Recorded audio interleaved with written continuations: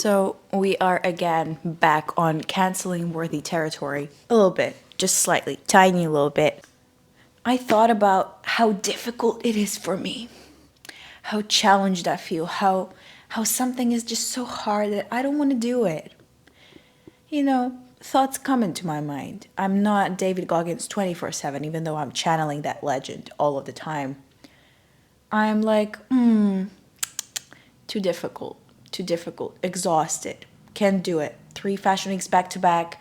I can chill for a few weeks. I can rest. Yeah, you can rest. But what is it going to do to you? Is it actually going to regenerate you? Or is it going to tell you that it's too difficult for you? Maybe bring yourself back to your old normal. New normal is there. Is new Lisa there? That's the question. So I wrote down a sentence that came into my brain, which sounded like you decide if something is a challenge for you. Let's think about this. Let's ponder on this idea. I remember using this idea when it was difficult for me in preparation to Fashion Week, in communicating with people who could give me castings and communicating with an agency. I just remember thinking, this is extremely challenging and demanding of me to be consistent without knowing if it's even worth it. The first time I went to Fashion Week, the first time this season that Fashion Week started for me was January 16th, as I mentioned. And January 13th, I still had no castings, 0 castings, flight not booked. Hotel, apartment, not ready. I had nothing. But I've spent like 2 months preparing for it. I've spent 2 months studying. I've spent 2 months perfecting my walk. I've spent 2 months going to the gym, dieting. I've spent 2 months focusing solely on that idea, making it my priority every day, going through failures every day, recentering, recalibrating every day. And it was mostly mental. It's not like I had a specific set of things that you have to be prepared for. No, it's like I set a vision of what I want to see myself as by that time because I know I'm going to Fashion Week, and how are you going to achieve this? There's no rules in fashion. There's no rules. It's aura. It's there or it's not. It's either you're selling something or you're not selling something. Not enough to be pretty or skinny. You don't even have to be pretty or you never know if someone is going to let you in a certain space. It's literally, I love it so much because it's like with God. You can't predict if something is for you. Only God knows. So you can't predict if you're gonna get this casting or if you're gonna get picked for this show, even if you have everything that it takes. So what was in my control was to have everything that it takes. So I focused on that. And I remember implementing that same thinking process of, yes, it's difficult. It's so exhausting. Like it's on every single level of your being. It's too much for your mind because it's not giving back to you. It's not fulfilling. It's not pleasant on a physical level. It's not pleasant on a mental level. Constant comparison, constant reject. It's not. I'm not gonna sit and complain about how difficult it is, but let's just understand it's challenging. So what was left for me was to realize it is my choice if it's challenging to the point where I stop or if it's challenging, period. Yes, it's a challenge. How difficult is the challenge? Let's choose the difficulty. It's not just subjective, like for this person, this would be easy. For this person, this would be extremely complicated to even understand what to do with this. And for this person, they do it every day. They don't even, going to the gym every day for me is not difficult. It's just something that I do. For someone else, it's on their 2025 resolutions, let's not break the streak. For me, I freak out if I don't go to the gym once. So it's subjective. So what I can do within myself, what isolation helped me realize, I make my own rules within my mind and I can focus on things that matter to me within these rules that I created for myself within my own mind because I have no one to be responsible for but just my goals and ambitions. I have no one judging me because there is no one around me and I don't have to explain any of my choices to anyone. I'm doing everything to focus on this vision and make it work. Love isolation sometimes. I watched this video today.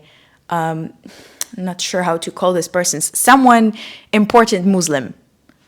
I don't know these words yet. Sorry. Someone who was wearing a hat and sounded very, very wise. So he said, God puts you in isolation when you're ready for more wisdom. Don't intentionally isolate yourself from the community if you have it and if it's a soulful, peaceful community. Don't isolate yourself out of ego because you're losing blessings in that way.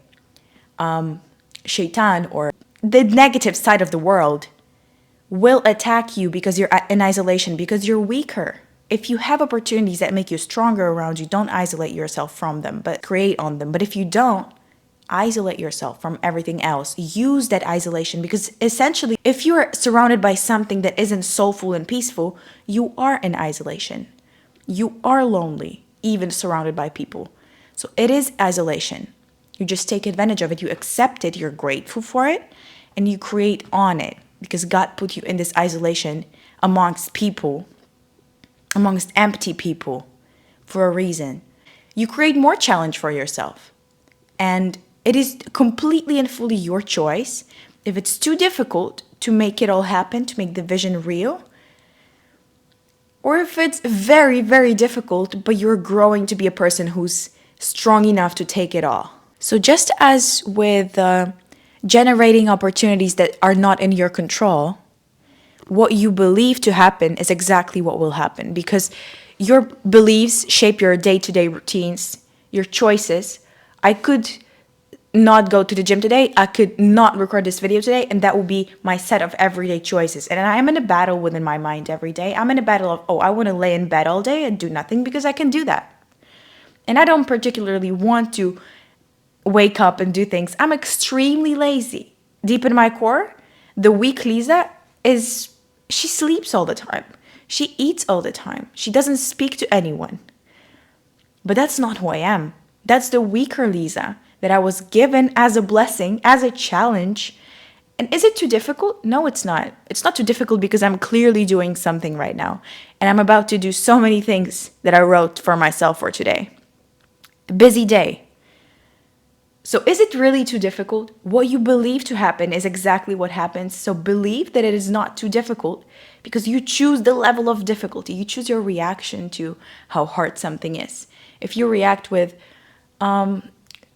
difficult, very difficult, but I'm in a competition with this weaker side of myself, so it's not really that difficult for me. Might be difficult for them, but I'm not them. It's like creating this disconnect. When you're meditating, creating a disconnect with your thoughts, like watching all these distractions pop up in your brain. Watch the distracted version of yourself dissipate whilst you make the decision to take the level of difficulty you've been given. Yes, it's difficult. Yes, all of these circumstances. Yes, all of these fake people around me. Yes, all of these unpleasant situations and whatever. Like, you got rejected there, and this person betrayed you, and this job didn't want you. Like, you have no money. Whatever it is for you, the level of difficulty is perfect for you to take advantage of. God wouldn't give you anything you wouldn't be able to take. So it's literally just all in your reaction. Just like, think about it this way. Just like your body is a composition of everything you put in your mouth, your life is a composition of your beliefs, your choices, and everything you put in your mind. I found that the easiest way for me to stay disciplined is meal prep. So I prep breakfasts, and I prep lunches, and I prep dinners for the week. I can do things that work for me in a different nutritional way. And the nutrition of my mind. What can I do to prepare my mind to make it easier for me to control the level of difficulty? So I make it easier for myself to deal with this extremely difficult task by adapting to my own difficulties in my mind. So for example, I like to see the goal every day. So I put it very clearly on my wall. I like to visually see where I want to be. I like to visually see, this is what I need to do for this week. So I write it all down and I put it on my desk, and it sits. I have 3 notebooks, 3 journals of all the goals. I like to have a calendar to see the deadline, to see that the time isn't infinite. I mean, time doesn't exist.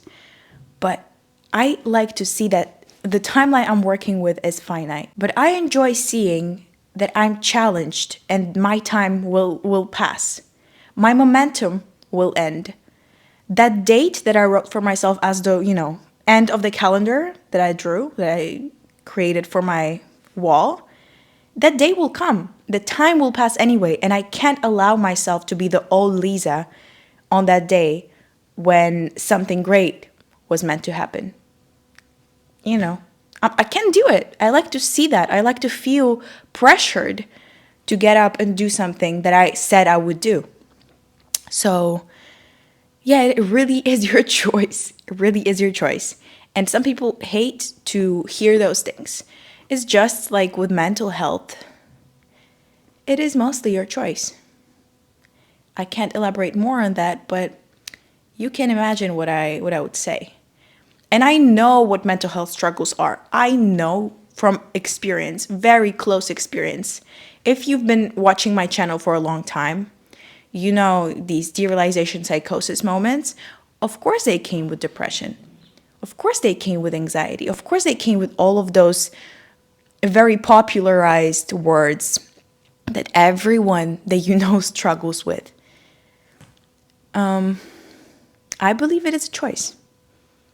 I believe it is a choice, and I'm not saying it because I was just sad. I was just unmotivated, and I needed a little bit of an extra push. So it wasn't that serious for me. No, it was very serious for me. That's why I know that it is a choice. And keep making it difficult for yourself. Your reaction to a challenge shouldn't be, again, so difficult. If it is, then you probably need those few weeks of rest. But be honest with yourself. Are these 2 days, 2 weeks, 2 months of resting and regenerating for your mental health going to really make you stronger? Or is it a subconscious excuse that you're using to neglect the level of difficulty you've been gifted? Because the more difficult it is, the more important your task is. All these great people, do you realize how difficult it is to run several companies? I can't imagine, but I want to imagine. Let's imagine. Let's make it difficult. Why do we want everything to be easy? We are not here to be happy. That's what makes it beautiful and fun. That's what actually makes you happy. You know, the happiest moments ever for me are those hormonal releases. I don't know if it's dopamine or whatever, but when I'm running, when every single part of my body hurts, my lungs can't do it anymore. My heart, the happiest moments of my life. You know, people ask me, what fulfills you? What makes you happy? You know, a lot of these cutesy things, they're nice, they're pleasant. I love children. I love food. I love cooking. Oh, this sounded so trad wife. I love traveling. I love meeting creative people. I love nature. I love swimming. Swimming like beaches, wild beaches, and swimming and snorkeling on wild beaches. That's my thing. Love that. But what fulfills me day to day, because I can be spending every day with kids, every day cooking, every day traveling or snorkeling. I mean, I could. But what fulfills me like day to day, what really, when I think about, oh, that's a happy emotion, that's a fulfilling thing, when I do something very difficult and I'm done with it. And I remember all of those thoughts when time slowed down and I still was in the middle of that process. Time was so slow. And I pushed myself and I still did it. That's a pleasant feeling that fulfills me. And I feel like that's how it should be. And it was extremely difficult and I still did it. That's happiness. That's a metaphor for life, you know. That's a lot more fulfilling and fuels longevity. Because if you're going to stay comfortable, nothing is going to change. My father used to say that all the time. He used to use this phrase, we improvise and stay uncomfortable all of the time when we were moving, escaping from war essentially. In 2013, this is like a little tiny life story, just to give you more background on me, if some people don't know. So I'm Ukrainian, and we moved when I was 10. I'm 19 right now. We moved when I was 10, so it wasn't where the war that you know about happened. It was when the war that you don't realize that has been happening all of this time started. So it was 2013, 14, something like that. So it's more than 9 years now, I think. Anyways, when that started, he was like, yo, guys, we got to move. We got to move because we are not stable as a family in this country anymore. And I want you to be safe. So he did that before even knowing how big it's going to get. and how life-changing it's going to be. So the whole family could stay together. We moved, and it was extremely challenging and difficult for us as a whole pack. What he used to repeat when I was 10, I remember, stay uncomfortable. Comfortability kills dreams. And improvisation was also a big thing. We don't know what we're doing. We don't know what we're doing. Get comfortable with it. Get comfortable feeling unsafe. And even though I did have, I know my psychosis and my anxiety and my psychosomatic things and DPDR, all of that is because I felt unsafe most of my I felt really in danger. Nothing to call home, nothing to call a stable community, no friend. We've talked about this. But that feeling of unsafety built extreme unshakable safety within me. So it's all worth it. Level of difficulty, unimaginable. Worth it? Worth it. So chase those uncomfortable things. They're so worth it. That's why in Islam, I have an issue with, I don't really have issues, but it was difficult for me to understand why every time when you do something good, that's objectively like, you should be doing it without anyone having to tell you that you have to do it. It's just something that a good person does. Why do Muslims always say you get a reward for this? You get a reward for doing this and that. Why are you doing everything for a reward? Aren't you just supposed to do it? No, it's to highlight that it's so worth it because it is something that your weaker you, your ego, or your not fulfilled, not higher self would do. It wouldn't fulfill you. It's not something that you're supposed to be doing. And it naturally doesn't equate to reciprocation. Meaning, if you see someone who's struggling with understanding something and you have the knowledge to help them and you choose not to help them, that's not a good thing. You're supposed to go out of your way to educate them, to answer their questions, to help them understand something, to be of service, and they say it's going to give you a reward. But you're not doing it for a reward. Reward is going to happen. It's not like someone is going to give you a gift for your beautiful mind and being of service. No, not that reward. It's not a computer game. To an extent it is. Reward is fulfillment. Reward is one more person out there being educated, being aware, being conscious, and doing something great with their life. What they do with that knowledge multiplies smart people, multiplies smart decisions, and that's the reward itself. I hope that's how I'm meant to understand this reward system in Islam, but that's my reward. I love knowing that I'm impacting the world just a little bit. Me being better is the world becoming better, because what I do is so big and important that the more people come in contact with me, the more I can give, is the more good there is in the world, the more I will see multiply, even without my immediate, interaction. I'm just better, which means the world is better. Because everything that sees that I'm better, everything that I help become better, multiplies even without me looking or doing anything in that direction. None of this wisdom comes from comfortable or non-difficult experiences and choices. It's always something very challenging, and it's something that you choose as a challenge, but you switch off your negative reaction to the difficulty. You choose the level of difficulty of the game. You could be okay with something being extremely difficult because your reaction would be, yes, that's my new normal and that's what I'm built for. It's not even that hard for me, even though objectively it's excruciatingly painful to go through. It's not that hard for you because you're built for something that difficult. Or your level of difficulty, your something that you can take is so low, like your pain levels are so low that you can't even take a slightly uncomfortable experience. So your level of normal is equal to that level of difficulty, and your life is mediocre. So realize that everything is your choice, and yes, let's keep going. I want to see a better world. That's why I'm doing this. Amazing. I also have to think of a better outro, because when I say something like fulfilling and I feel okay with this information, I'm like, okay, I'm done. That's how I'm going to make it. That's how I'm going to end this video. I'm done. Now guess what I'm going to do? I'm gonna act sporty and rich and go to the gym.